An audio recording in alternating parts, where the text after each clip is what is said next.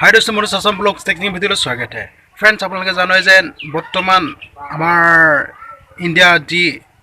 মুকেশ আম্বানীয়ে যি Jio' phone launch কৰিছিলে বৰ্তমান এতিয়া 5G লঞ্চ কৰিবলগীয়া আছে আপোনালোকে জলদি মাইকত হে দোস্ত মুকেশ আম্বানীয়ে কৈছে যে জিঅ' 5G লঞ্চ কৰিবলগীয়া আছে বৰ্তমান আপোনালোকে মাইকত পাব হৈছে আৰু পাব আপোনালোকে জিঅ' ফোন চলিছে যেনেকৈ 4G এতিয়া জিঅ' 5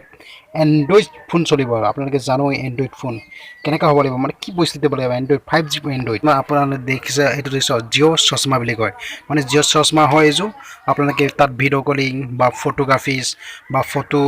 বা মানে কলছ মানে বিভিন্ন ধৰণৰ আপুনি কৰিব পাৰে আপুনি জানে যে আপোনালোকে এতিয়ালৈকে জিঅ' টিভি প্লাছ আহি পাইছে চাওক জিঅ' টিভি প্লাছ আপোনালোকে চাওক তো বিভিন্ন ধৰণৰ আপোনালোকে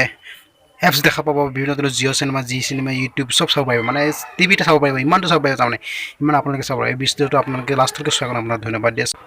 অ'কে দেছটো ভিডিঅ'টো ইমানতে সামৰোঁ লাষ্টত ধন্যবাদ জয় অসম